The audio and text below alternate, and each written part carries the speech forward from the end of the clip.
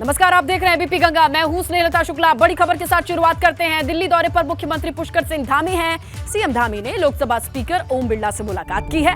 इसके साथ आपको बताएं, संसद भवन में सीएम धामी ने ओम बिरला से मुलाकात की। कई विषयों पर विस्तार से चर्चा हुई है, ये खबर मिल रही है। केंद्रीय मंत्री अनुराग ठाकुर भी मौजूद रहे और सीएम धामी की आगे भी मुलाकात होनी है। जरूरी अहम दौरा ये दिल्ली का। तस्वीरें सामने आई हैं। संसद भवन में मुलाकात की स्पीकर ओम बिरला, केंद्रीय मंत्री अनुराग ठाकुर नजर आ रहे हैं। विस्तार से बड़ी डिटेल में बातचीत हुई है। ये बताया जा रहा है कई विषयों पर चर्चा हुई है। ये बताया जा रहा है सूत्रों से मिली जानकारी में इस बैठक में उत्तराखंड के विकास को लेकर के, कई अहम मुद्दों को लेकर के बड़ी डिटेल में बातचीत हुई है। चर्चा पर मौजूद रहे स्पीकर ओम बिरला, केंद्रीय मंत्री अनुराग ठाकुर, और वहीं से ये तस्वीरें आई हैं। पहुंच करके एक शॉल भेंट की है सीएम पुष्कर सिंह धामी ने लोकसभा स्पीकर को। और इसी के साथ अहम यह है कि आज दिल्ली दौरे पर अभी और मुलाकातों से जुड़ी तस्वीरें आनी बाकी हैं, जहां कई अहम विषयों पर चर्चा होनी है। दिल्ली का ये दौरा है सीएम पुष्कर सिंह धामी का। तस्वीर आपके सामने है लोकसभा स्पीकर से मुलाकात का। उन्हें शॉल उड़ा करके ये बातचीत का सिलसिला शुरू हुआ और कई विषयों पर लंबी चर्चा हुई है। और सीएम धामी के दिल्ली दौरे का आज दूसरा दिन है। पीएम मोदी से मुलाकात करेंगे सीएम धामी। उत्तराखंड के तमाम मुद्दों पर फीडबैक देंगे सीएम। चार धाम यात्रा में आने का न्योता देंगे सीएम। चार धाम यात्रा में हमारी तैयारी पूरी है, ये भी बयान दिया। ये भी बात सामने आ रही है। सीएम पुष्कर सिंह धामी की ओर से संसद भवन में मुलाकात होनी है। 2 दिन का दौरा, आज दूसरा दिन सीएम धामी के दिल्ली दौरे का दूसरा दिन, जहां प्रधानमंत्री नरेंद्र मोदी से मुलाकात करेंगे।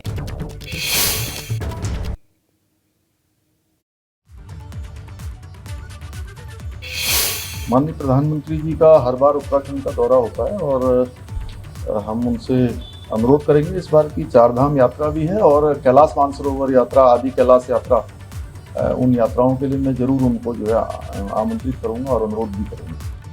चारधाम यात्रा भी आ रही है, उसकी तैयारियां हमारी पूरी तरह से चल रही हैं और चारधाम यात्रा की इस बार तैयारी हम लोगों ने बहुत पहले से शुरू कर दी है, क्योंकि पिछले वर्ष चारधाम यात्रा हमारी बहुत रिकॉर्ड हुई थी, जिसमें लगभग 50 लाख के लगभग लोगों ने भाग लिया था। तो उसको देखते हुए, क्योंकि जब पिछली बार थोड़ा सा हमारे कपाट भी थोड़ा देर से खुले थे, इस बार कपाट खुलने की तिथि भी थोड़ा जल्दी है, जहां 22 अप्रैल को गंगोत्री यमुनोत्री धाम के, 25 को केदारनाथ जी के और 27 को बद्रीनाथ जी के कपाट खुलेंगे। तो उसकी सभी तैयारियां पूरी हो गई हैं। उत्तराखंड में बारिश बर्फबारी का येलो अलर्ट जारी है। 4 अप्रैल तक प्रदेश में बारिश की चेतावनी है। मौसम विभाग ने ओलावृष्टि की भी चेतावनी दी है। 3000 मीटर से ज्यादा ऊंचाई वाले इलाकों में बर्फ पड़ सकती है और बेमौसम बारिश से, बर्फबारी से फसलों को नुकसान है, ये आपको बताएं। मौसम विभाग की ओर से अहम चेतावनी, येलो अलर्ट जारी किया गया है। सतर्क रहना होगा। घर से बाहर निकलने से पहले परिस्थितियां देखनी होंगी। मौसम विभाग का ये साफ तौर से कहना है 4 अप्रैल तक प्रदेश में बारिश जारी रह सकती है। ऊंचाई वाले क्षेत्रों में बर्फ पड़ सकती है। ओलावृष्टि की भी चेतावनी है और ये सारी अच्छी खबर नहीं है किसानों के लिए। मौसम विभाग की ओर से येलो अलर्ट जारी किया गया है। 4 अप्रैल तक प्रदेश में ऐसे ही हालात रहने वाले हैं। मौसम की ओर से कोई राहत नहीं मिलने वाला है। ये चेतावनी मौसम विभाग की ओर से है। येलो अलर्ट जारी किया गया है। ओले पड़ सकते हैं, बर्फ पड़ सकती है, बारिश की चेतावनी तो है ही। 4 तारीख तक ऐसा ही मौसम बना रह सकता है। मौसम विभाग की ओर से ये कहा गया है। बेमौसम बारिश से किसानों की परेशानी और राहत की उम्मीद नजर अभी नहीं आ रही है। और उत्तराखंड में पिछले कुछ रोज से लगातार बारिश है और इस वजह से किसानों को खेतों की जो फसलें लगभग पक चुकी थी, वो बर्बादी की कगार पर है। हल्द्वानी में किसानों पर कुदरत की मार पड़ी है। यहां गेहूं और टमाटर की फसल बर्बाद हो गई है।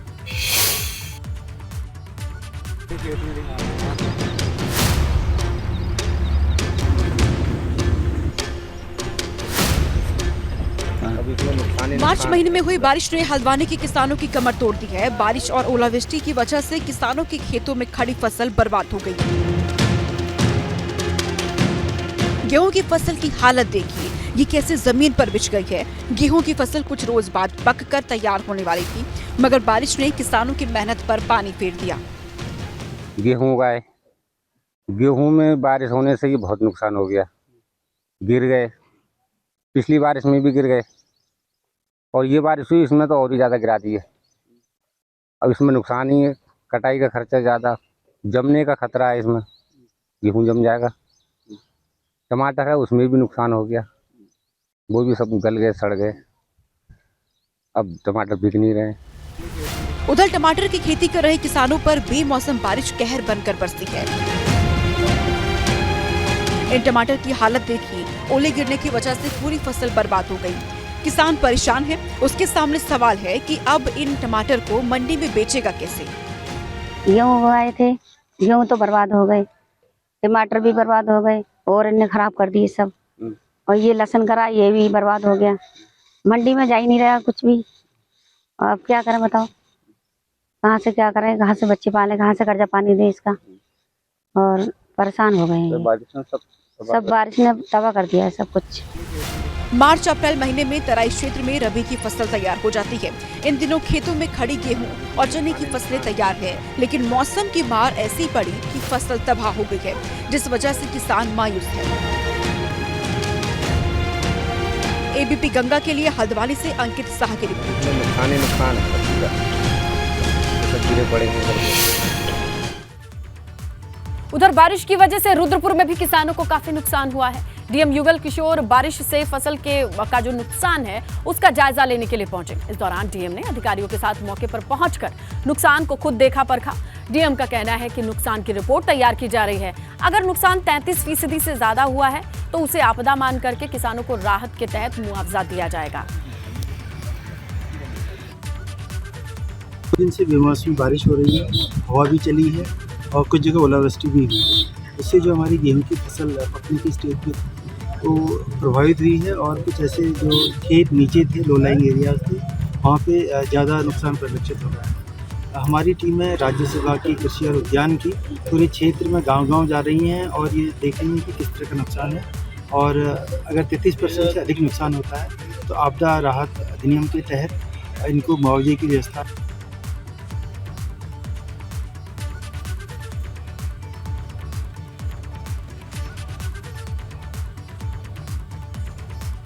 और उधर रुद्रप्रयाग में प्रशासन केदारनाथ धाम की यात्रा की तैयारियां कर रहा है, मगर बार बार खराब मौसम से प्रशासन की चिंता बढ़ चुकी है। केदारनाथ धाम में एक बार फिर से बर्फबारी हुई है। केदारनाथ धाम की यात्रा की तैयारियां रुक गई हैं और बर्फबारी की वजह से भले ही यात्रा की तैयारियां बाधित हुई हों, मगर केदारपुर की रौनक देखते ही बन रही है।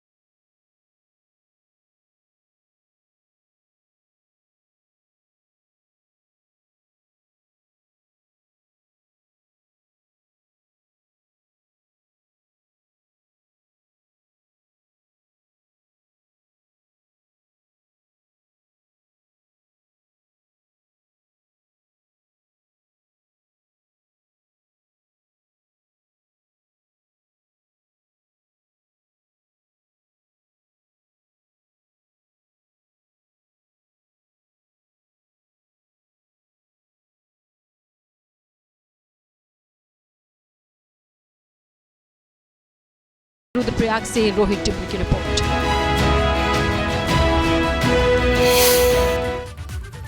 22 अप्रैल से गंगोत्री धाम की यात्रा की शुरुआत होनी है, मगर उससे पहले ही खराब मौसम ने प्रशासन की चिंताएं बढ़ा दी हैं। यात्रा की तैयारियों को लेकर उत्तरकाशी के डीएम ने होटल एसोसिएशन, व्यापार मंडल, टैक्सी यूनियन के लोगों से बातचीत की।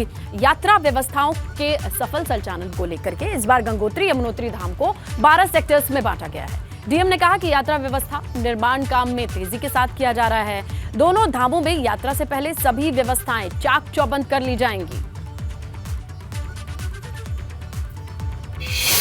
विभागों द्वारा जो अपनी अपनी तैयारियां की गई हैं अभी तक और आगे जो उनके कार्यों को संपादित करने की योजना है, इसके बारे में उन्होंने अपना वर्जन दिया है। और इसके साथ ही आप जो दरासू बैंड की बात कर रहे हैं, तो इस पर लगातार बीआरओ से हम संपर्क में हैं कि आने वाले समय में बिल्कुल सही बात है कि वो एक संवेदनशील स्थान है और यात्रा रूट डिस्टर्ब हो सकता है वहाँ पर। तो उसके लिए बीआरओ के द्वारा आश्वस्त किया गया है कि वो समय रहते व्यवस्थाओं को ठीक करने की कोशिश। 6 अप्रैल को भाजपा अपना स्थापना दिवस मनाने जा रही है और इस बार स्थापना दिवस के मौके पर कई बड़े कार्यक्रमों का आयोजन होगा। प्रदेश भर में सभी भाजपा कार्यालय पर पार्टी का ध्वजारोहण किया जाएगा। भाजपा प्रदेश अध्यक्ष महेंद्र ने सभी जिला अध्यक्षों को स्थापना दिवस पर विशेष कार्यक्रम आयोजित करने के निर्देश दिए हैं। इसके साथ ही 6 अप्रैल को प्रधानमंत्री नरेंद्र मोदी भी वर्चुअल तरीके से कार्यकर्ताओं को संबोधित करेंगे। महेंद्र भट्ट ने कांग्रेस पर निशाना साधा। भट्ट ने यह भी कहा, राहुल गांधी की सदस्यता मामले में जिस तरीके से कांग्रेस राजनीति कर रही है, ये बिल्कुल भी ठीक नहीं है, क्योंकि इससे पहले भी ऐसे मामलों में कई सांसदों की सदस्यता गई है। महेंद्र भट्ट ने भाजपा कार्यकर्ताओं को दायित्व दिए जाने को लेकर भी साफ कहा कि केंद्रित नेतृत्व की ओर से दायित्व के लिए फाइनल बातचीत हो चुकी है।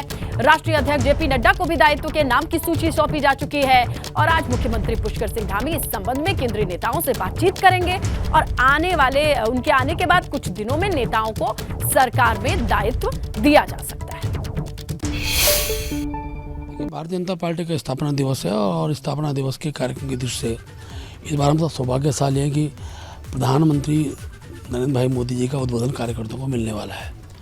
प्रातःकाल पार्टी कार्यालय में ध्वजारोहण होगा, ऐसी बूथ पर बूथ अध्यक्ष के आवास पर ध्वजारोहण होगा और उसके बाद प्रत्येक घर पर कमल का ध्वज लगने का कार्यक्रम होगा। हमारे राष्ट्रीय अध्यक्ष जी दीवार लेखन करेंगे। उसके बाद पूरे प्रदेशों के प्रदेश अध्यक्ष और प्रदेश के पदाधिकारी, सारे सांसद, विधायक एक एक दीवार लेखन का काम करेंगे, बूथ अध्यक्ष सहित।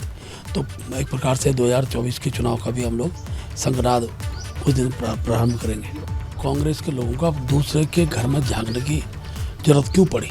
आखिरकार किसी समाज के प्रति अगर कोई गलत बयानबाजी होती है तो अच्छा होता कि राहुल गांधी जी समय याचना करते, ये स्थिति निर्माण नहीं होती। और अकेले हुए नहीं, अनेकों सांसद संस्था गई है और मैं कह सकता हूँ कि भारतीय जनता पार्टी के किसी भी नेता का इस प्रकार कोई बयान है नहीं, ना होता है। अगर रहता तो कांग्रेस आज तक चुप नहीं रहती।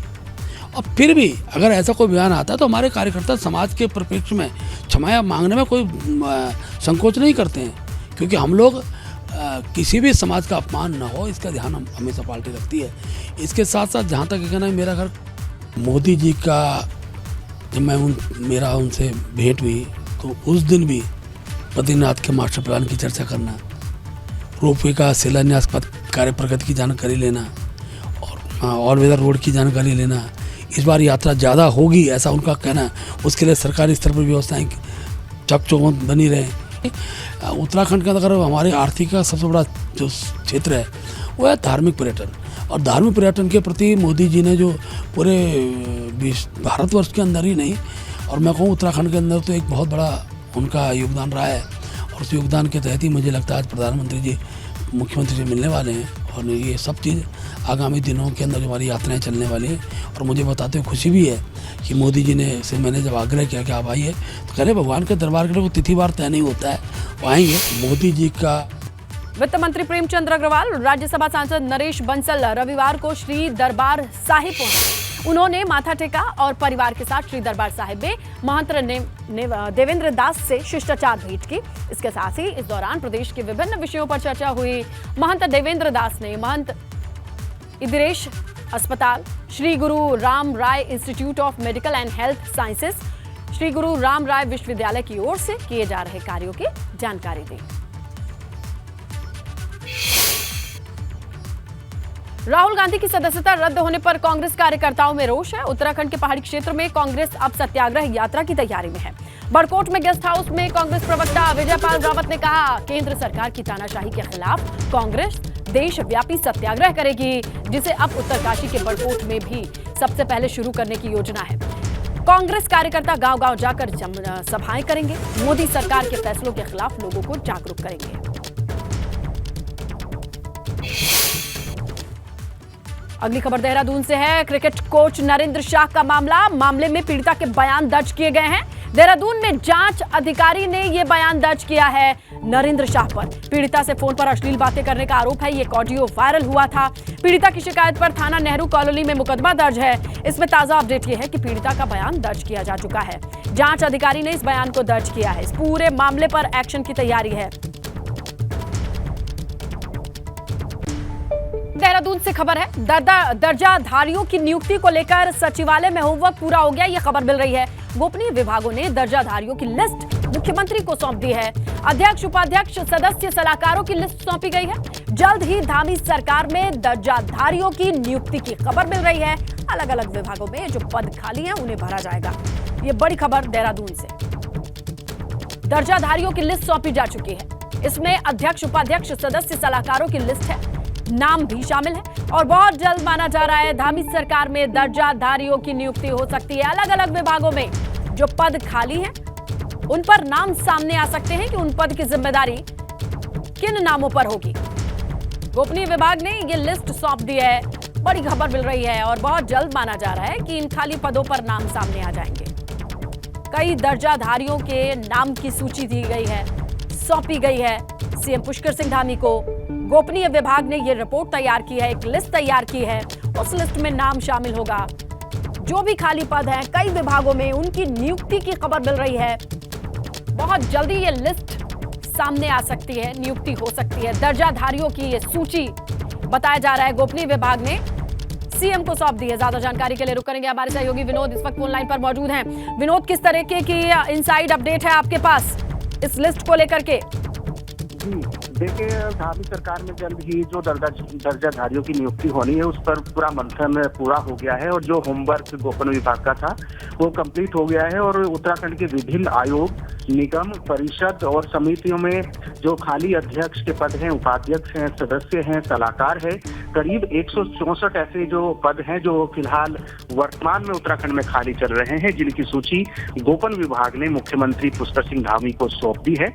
और आने वाले दिनों में जल्द ही धामी सरकार चरणबद्ध तरीके से दर्जाधारियों की नियुक्ति करेगी। तो ये महत्वपूर्ण है कि जो होमवर्क गोपन विभाग का था वो कंप्लीट हो गया है और तमाम जो करीब 164 पद हैं उत्तराखंड में, जो जिसमें आयोग है, निगम है, परिषद है, समितियों में अध्यक्ष और उपाध्यक्ष के साथ साथ सदस्य। बिल्कुल विनोद, काफी अहम पद हैं और ये पद का खाली होना और अब ये खबर आना कि बहुत जल्द ये विभाग की लिस्ट है उजागर भी हो सकती है, इस पर नजर बनी रहेगी। शुक्रिया विनोद जानकारी के लिए।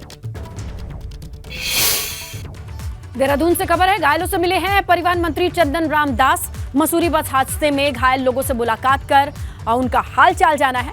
हादसे में घायल लोगों का दून अस्पताल में आपको बताया इलाज चल रहा है और परिवहन मंत्री ने वहीं पहुंचकर घायलों का हालचाल जाना। रविवार को देहरादून मसूरी रोड पर बस खाई में गिरी थी। इस हादसे में घायल लोगों को दून अस्पताल भर्ती कराया गया है, जिनसे मुलाकात कर उनका हालचाल जानते हुए परिवहन मंत्री चंदन रामदास नजर आए। इस हादसे में कई लोग घायल हुए थे। रेस्क्यू करके उन्हें दून अस्पताल पहुंचाया गया है। मसूरी रोड पर गहरी खाई में यह बस गिरी थी, जहां से घायलों को रेस्क्यू करके अस्पताल भर्ती कराया गया है। कई गंभीर रूप से घायल हैं और ऐसे में परिवहन मंत्री पहुंच करके दून अस्पताल में तमाम लोगों का हालचाल जानते नजर आए। बच्चे, महिलाएं भी शामिल हैं इस हादसे में घायल होने वालों में। उनसे बातचीत करते नजर आए परिवहन मंत्री चंदन रामदास।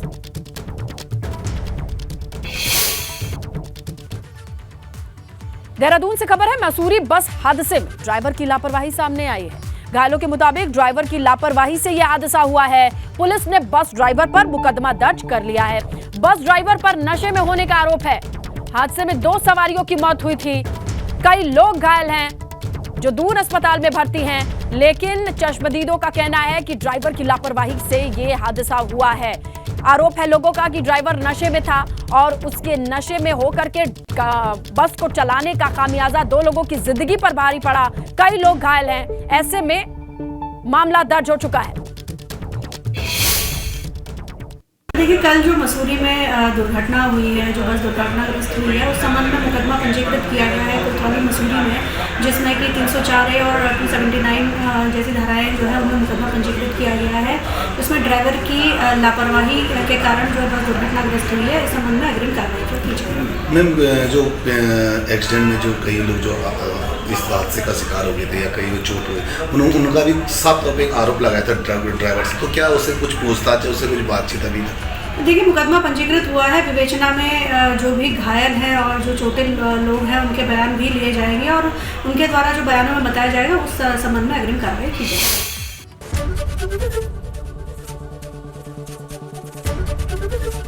एबीपी गंगा, खबर आपकी, जुबान आपकी।